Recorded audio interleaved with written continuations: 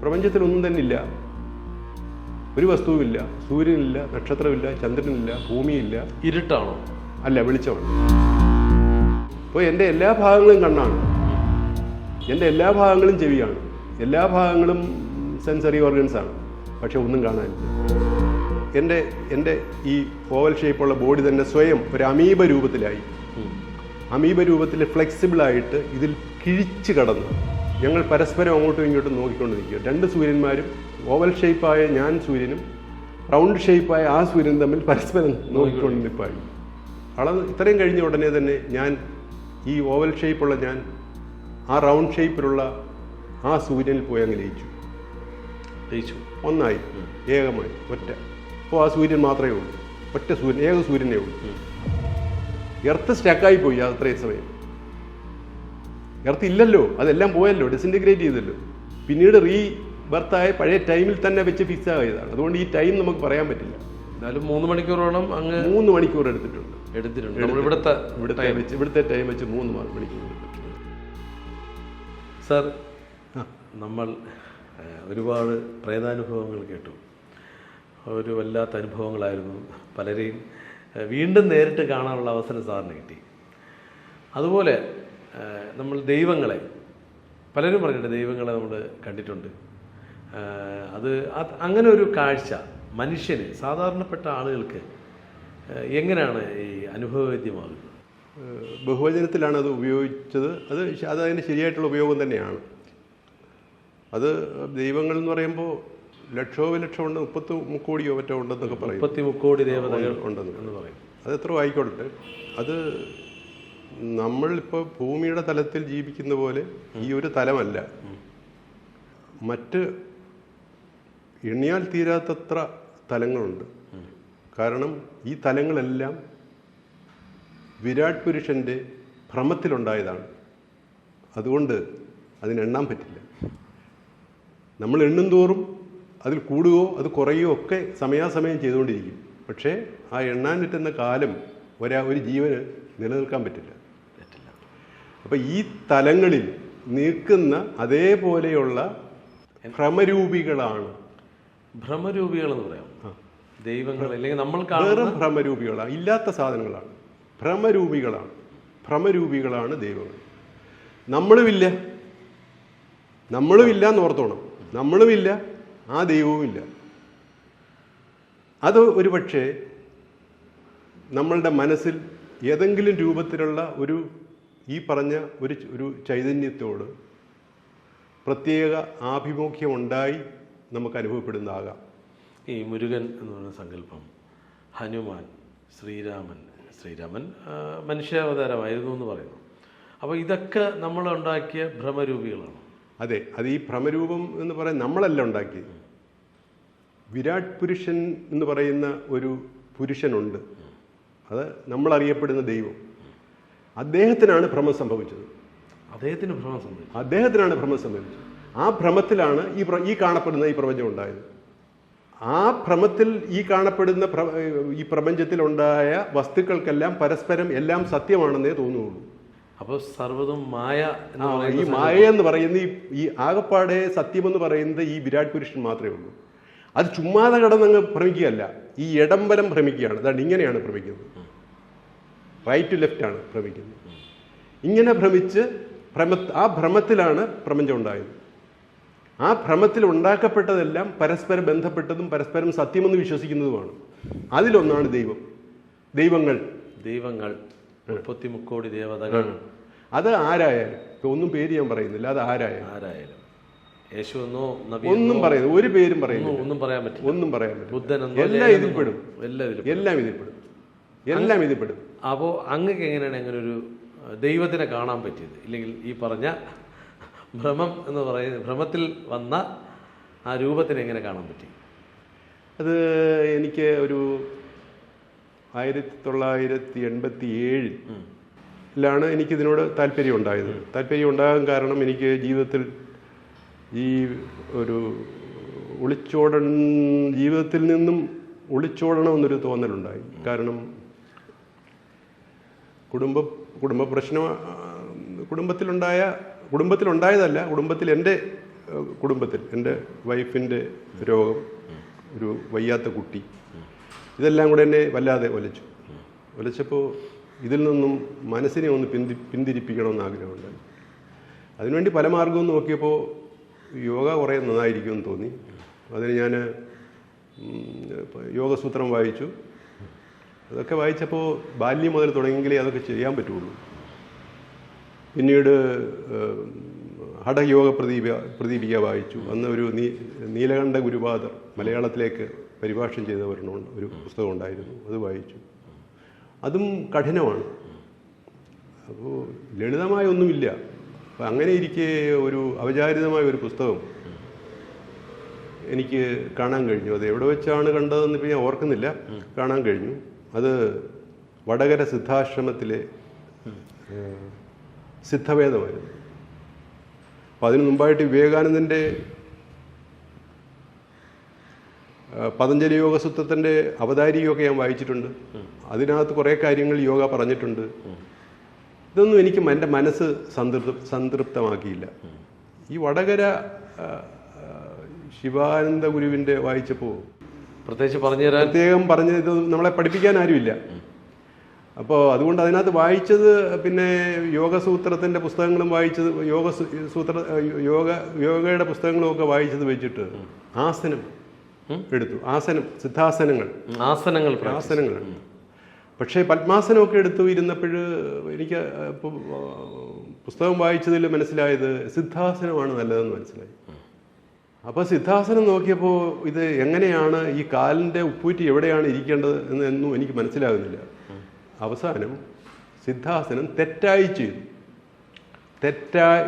സിദ്ധാസനം തെറ്റായി ചെയ്തപ്പോൾ തറയിൽ 2 പോയിൻ്റ് നിൽക്കത്തുള്ളൂ. അതായത് ഈ മുട്ടും 4 പോയിൻ്റ്, ഈ മുട്ടും ഈ കാലിൻ്റെയും ഒരു മുട്ടും, ആകെ 3 പോയിൻ്റേ തറയിൽ നിൽക്കുകയുള്ളൂ. അത് അങ്ങനെയല്ല, അത് തെറ്റായാണ് ഞാൻ പ്രാക്ടീസ് ചെയ്തത്. ആ തെറ്റായി അറിയില്ലാത്തതുകൊണ്ട് തെറ്റായി തന്നെ തുടർന്നുകൊണ്ടേയിരുന്നു. ഒരു 10-15 ദിവസം കഴിഞ്ഞപ്പോൾ പ്രാണായാമവും ചെയ്യും. അതിനകത്ത് പറഞ്ഞിട്ടുള്ളതുപോലെ എനിക്ക് പെട്ടെന്ന് നിർവികൽപ്പ സമാധിയിലേക്ക് കടക്കുകയായിരുന്നു. പെട്ടെന്ന് വയറിൻ്റെ ഭാഗത്തൊരു തീകോളം ഉരുണ്ട് കയറി. അത് നെഞ്ചിൻ്റെ ഭാഗത്തേക്ക് വന്നു. അത് കഴുത്തിൻ്റെ ഭാഗത്തൂടെ തലയിൽ വന്നപ്പോൾ എൻ്റെ തലയിൽ അതിലങ്ങ് ഡിസിൻറ്റിഗ്രേറ്റ് ചെയ്തു. അതിലങ്ങ് ലയിച്ചു. പിന്നെ ശരീരവും കാണാനില്ല, പിന്നെ പ്രപഞ്ചമൊന്നുമില്ല. ഞാൻ എന്ന് പറയുന്ന ആ ഗോളമല്ല, ഓവലായിട്ടുള്ള ഒരു ചന്ദ്രൻ്റെ ഒരു ഓവൽ ഷേപ്പിലെടുത്താൽ അത് മുട്ടയുടെ ആകുന്നില്ല. ഞാൻ നേരെ മുകളിലോട്ട് വരുന്നു. പ്രപഞ്ചത്തിലൊന്നും തന്നെ ഇല്ല, ഒരു വസ്തുവില്ല, സൂര്യനില്ല, നക്ഷത്രമില്ല, ചന്ദ്രനില്ല, ഭൂമിയില്ല. ഇരുട്ടാണോ? അല്ല, വെളിച്ചമാണ്, പ്രകാശം. ഇത് എവിടെ നിന്ന് വരുന്നത് അറിയില്ല. പ്രകാശമുണ്ട്, എവിടുന്നാന്നറിയില്ല. സ്വയമേവ ഉയർന്നുകൊണ്ടിരുന്നു. അപ്പോൾ എൻ്റെ എല്ലാ ഭാഗങ്ങളും കണ്ണാണ്, എൻ്റെ എല്ലാ ഭാഗങ്ങളും ചെവിയാണ്, എല്ലാ ഭാഗങ്ങളും സെൻസറി ഓർഗൻസാണ്. പക്ഷെ ഒന്നും കാണാനില്ല. ഞാൻ സ്വയമേവ ഈ മുട്ട ഉയർന്നു അങ്ങനെ പോയി. അത്ര സമയമെടുത്തില്ല. പെട്ടെന്ന് എവിടെയോ പോയി ഒന്ന് മുട്ടി. അവിടെ ഒരു ഹാർഡ് സർഫസ് ആണെന്ന് തോന്നുന്നു. ആ സർഫസിൽ എനിക്ക് പിയേഴ്സ് ചെയ്യാൻ കടക്കാൻ പറ്റുന്നില്ല. അപ്പോൾ എൻ്റെ ഈ ഓവൽ ഷേപ്പുള്ള ബോഡി തന്നെ സ്വയം ഒരു അമീബ രൂപത്തിലായി. അമീബ രൂപത്തിൽ ഫ്ലെക്സിബിളായിട്ട് ഇതിൽ കിഴിച്ച് കടന്നു, ഇതിനകത്ത് കടന്നപ്പോൾ അവിടെയും ഒന്നുമില്ല. പക്ഷേ പുറത്തതിനേക്കാൾ ഡെൻസിറ്റി കൂടിയ എന്തോ ഒരു സാധനമാണ് അകത്തുള്ളത്. അതിൽ കൂടി ഹൈഡ്രജൻ നിറച്ച ബലൂൺ ഉയരുന്ന പോലെ ഞാൻ ഉയരാൻ തുടങ്ങി. ഇപ്പം ഞാൻ ഈ രൂപം എന്ന് പറയുന്ന പോലെ തന്നെ അപ്പോൾ ആ ഹൈഡ്രജൻ നിറച്ച ബലൂൺ ഞാനാണ്, അതാണ് ഉയരുന്നത്. അല്ലാതെ അതിനകത്ത് വേറെ ഒന്നുമില്ല. അത് ഉയർന്ന് ഞാൻ ആ കട്ടിയായ ഭാഗത്ത് ഈ ഭൂതലത്തിൽ നിന്ന് എത്ര സമയമെടുത്തോ അതിൻ്റെ ഒരു 100 ഇരട്ടി സമയം കൊണ്ടാണ് ഏതാണ്ട് മുകളിലെത്തിയപ്പോൾ അവിടെ ഒരു കറുത്ത മേഘം കാണാം. അതിനൊരു രൂപമുണ്ട്, പറക്കുന്ന അരയന്നത്തിൻ്റെ രൂപത്തിൽ ഒരു കറുത്ത മേഘം. അപ്പോൾ അത് കാണുന്നത് നമ്മൾ ഇവിടുന്ന് കാർമേഘം ഉയരത്തിൽ കാണുന്ന അതേ ഡിസ്റ്റൻസിലാണത് കാണുന്നത്. നമ്മൾ ഇവിടുന്ന് കാർമേഘം എത്ര ദൂരത്തിലാണോ കാണുന്നത് അത്രയും ദൂരത്തിലാണ് കാണുന്നത്. ഈ മൂമെൻറ്റിൽ പെട്ടെന്ന് തന്നെ ആ അരയന്നത്തിൻ്റെ കറുത്ത അരയന്നം പോലിരിക്കുന്ന കാർമേഘത്തിൻ്റെ അടുത്തെത്തി. എത്തിക്കഴിഞ്ഞപ്പോൾ അതിൻ്റെ തലയുടെ ഭാഗത്താണ് ഞാൻ എത്തിയത്. എത്തിക്കഴിഞ്ഞപ്പോൾ ആ കാർമേഘം അതങ്ങ് നിമിഷത്തിനുള്ളിൽ എവിടെയോ മറഞ്ഞു. പകരം അവിടെ ജ്വലിക്കുന്ന സൂര്യൻ. പക്ഷേ ചൂടില്ല.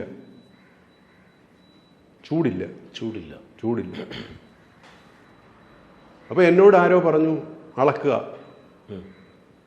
എനിക്ക് വിരളില്ല അളക്കാൻ. പക്ഷേ അശരീരിയാണോ അതോ എൻ്റെ ശരീരം ഉള്ളിൽ ഇവിടെ പറയുകയാണ്. ഇത് പലപ്പോഴും അനുഭവപ്പെട്ടിട്ടുള്ളതാണ്. ആരോ പറയുകയാണ് അളക്കുക.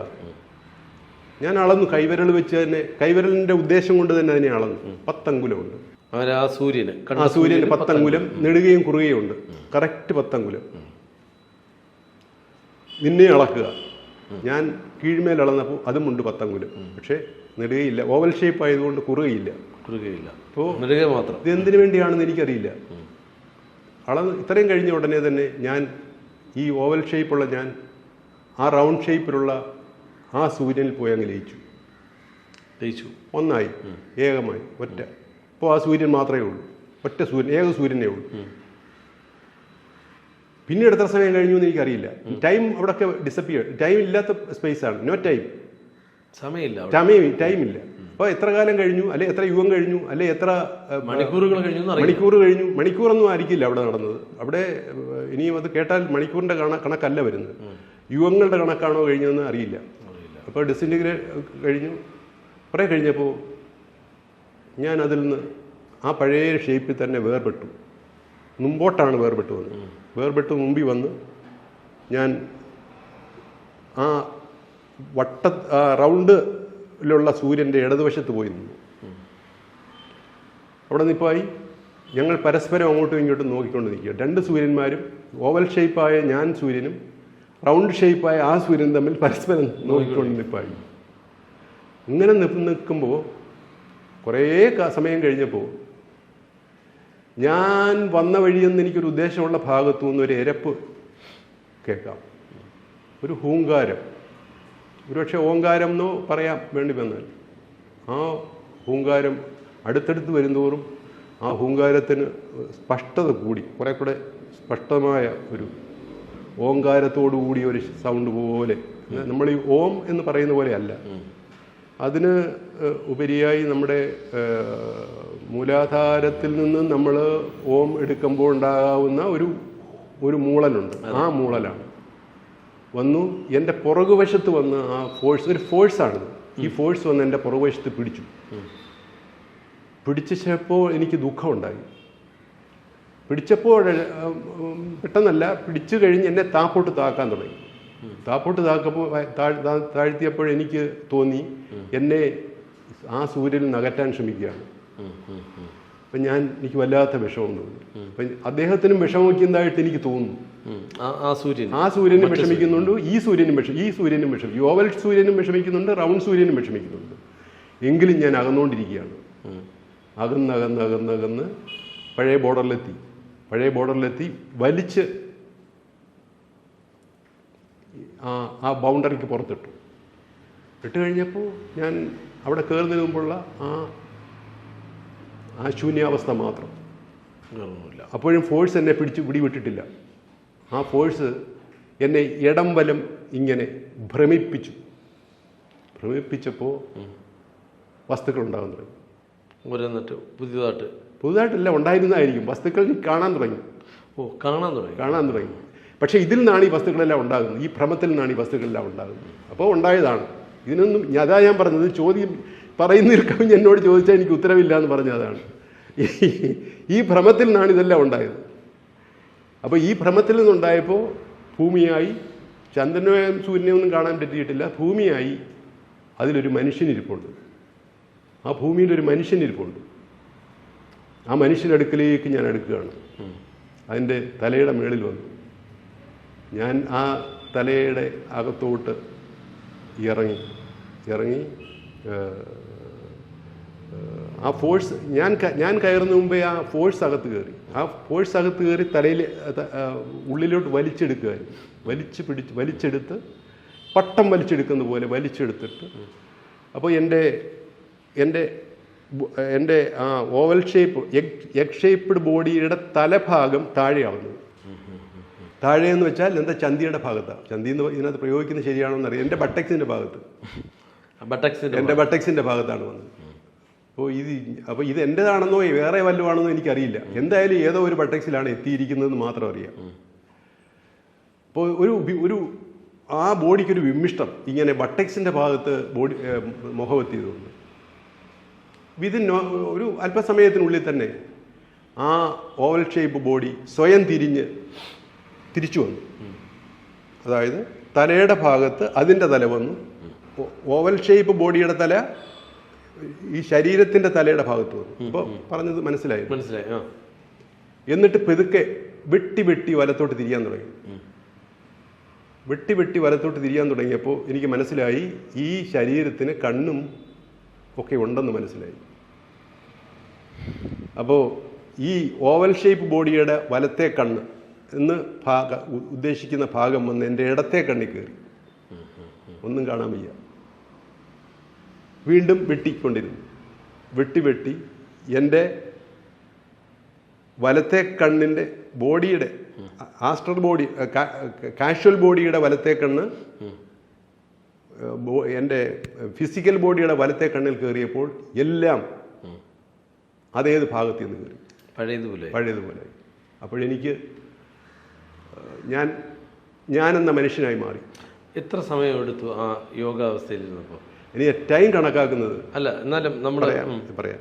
ഇനി ടൈം കണക്കാക്കുന്നത് ഞാനതെല്ലാം കഴിഞ്ഞ് എണ്ണിക്കുമ്പോൾ എൻ്റെ കണ്ണിൽ നിന്ന് ഒലിച്ച കണ്ണീര് എൻ്റെ മടിയിൽ ഇങ്ങനെ കിടപ്പുണ്ടായിരുന്നു. അത് ഐസ് കട്ടയായിട്ടൊരു കൂമ്പാരമുണ്ട്. ഐസ് കട്ടയാണ്. ഇതെല്ലാം മൂക്കിൽ നിന്ന് ഇതെല്ലാം പഠിച്ചു കളഞ്ഞ ശേഷമാണ് ഇനി കണ്ണ് കട്ടിയായിപ്പോയി. കാഴ്ച അരിച്ചരിച്ചേ കയറുന്നുള്ളൂ. ശ്വാസം പെട്ടെന്ന് ഇടിച്ചു കയറി. അപ്പോൾ ഇത്രയും കണ്ണുനീര് ഇവിടെ വരാൻ എത്ര കാലം എടുക്കും? അങ്ങയുടെ റൂമിൽ വെച്ചാണോ? റൂമിൽ വെച്ചാ, എൻ്റെ കിടക്കമുറി വെച്ചിട്ടാണ്. അന്ന് വലിയ സൗകര്യങ്ങളൊന്നും ഇല്ല. ആ സമയം നമ്മൾ നോക്കിയിട്ടാണോ? ഏകദേശ സമയം നമുക്ക് ഇത്ര, അതൊരു 7 മണിക്ക്, രാവിലെ 7-ന് മുമ്പ് തുടങ്ങിയതാണ്. നമ്മുടെ ഫിസിക്കൽ ടൈം വെച്ചിട്ട് ഏതാണ്ട് 7 ഒരു 6 മണിക്ക് തുടങ്ങിയെന്ന് വിചാരിച്ചാൽ ഒരു 9 മണി 10 മണി ആയപ്പോൾ ഞാൻ എണ്ണീറ്റു. 3 മണിക്കൂർ. പക്ഷേ ആ 3 മണിക്കൂർ ഈ നമ്മുടെ എർത്തിലി ടൈം, അത് ആ സമയത്ത് എർത്ത് ഇല്ല എന്നുകൂടെ ഓർത്തോണം. എർത്ത് സ്റ്റക്കായി പോയി അല്ലേ? മാർക്കണ്ഡേയ പുരാണത്തിൽ ഉണ്ടോണ്ടിരിക്കുന്നവൻ വായും തുറന്നങ്ങ് മിണ്ടാതിരുന്നാൻ എന്ന് പറയുന്ന പോലെ എർത്ത് സ്റ്റക്കായി പോയി. അത്രയും സമയം എർത്ത് ഇല്ലല്ലോ, അതെല്ലാം പോയല്ലോ, ഡിസിൻറ്റിഗ്രേറ്റ് ചെയ്തല്ലോ. പിന്നീട് ബർത്തായ പഴയ ടൈമിൽ തന്നെ വെച്ച് ഫിക്സ് ആയതാണ്. അതുകൊണ്ട് ഈ ടൈം നമുക്ക് പറയാൻ പറ്റില്ല. എന്നാലും 3 മണിക്കൂറോളം 3 മണിക്കൂർ എടുത്തിട്ടുണ്ട്. ഇവിടുത്തെ ടൈം വെച്ച് 3 മണിക്കൂർ എടുത്തിട്ടുണ്ട്. എന്തായാലും ഒരു വല്ലാത്തൊരു അനുഭവമാണ്. പിന്നീട് കണ്ണൊക്കെ ശരിയായി വരാൻ താമസം എടുത്തു. കാഴ്ച കട്ടിയായിപ്പോയി. കണ്ണ് കട്ടിയായിപ്പോയി. കണ്ണിലാണ് എനിക്ക് കൂടുതൽ പ്രശ്നം ഉണ്ടായത്. കണ്ണ് കട്ടിയായിപ്പോയി. കാരണം കണ്ണ് തുറന്നിരിക്കുകയായിരുന്നു. ആ തുറന്നിരുന്ന് അങ്ങനെ തന്നെ ഇരുന്നു. പിന്നെ കണ്ണ് അടയ്ക്കാനൊക്കെ വലിയ ബുദ്ധിമുട്ടി. അടച്ചിട്ടും തുറന്നപ്പോൾ കാഴ്ച കയറുന്നില്ല. പിന്നെ മാസങ്ങളോളം എടുത്തു കാഴ്ച സ്വാഭാവികമായിട്ട്. ട്രീറ്റ്മെൻറ്റ് ചെയ്ത് എങ്ങനെ സംഭവിച്ചു എന്നൊരു ആശുപത്രി കൊണ്ട് കാണിച്ചാൽ ഇതൊക്കെ പറയാൻ പറ്റുമോ? അതുകൊണ്ട് ഞാൻ എങ്ങും പോയില്ല. തന്നെത്താനെ ശരിയാകുമായിരുന്നു. കണ്ണട വയ്ക്കുമല്ലോ? ഇല്ല, അന്ന് കണ്ണടയില്ല. എത്ര വയസ്സുണ്ടായിരുന്നു ആ സമയം? ഏകദേശം ആ സമയം 35 വയസ്സ്. ഈ പ്രായത്തിലാണ് കൂടുതൽ ആത്മീയ തലങ്ങൾ കണ്ടത് അല്ലേ? അതെ, അത് കണ്ടു കഴിഞ്ഞപ്പോൾ പിന്നീട് എനിക്ക് ഇതെന്താണെന്ന് ഒരു പിടിയില്ല. എന്താ കണ്ടത്, എന്താ സംഭവിച്ചത് മനസ്സിലാകുന്നില്ല. ഞാൻ അറിയാവുന്ന ആൾക്കാരെ തിരക്കി നടന്നു. ആദ്യം വന്നത് ശാന്തിഗിരി ആശ്രമത്തിലാണ്.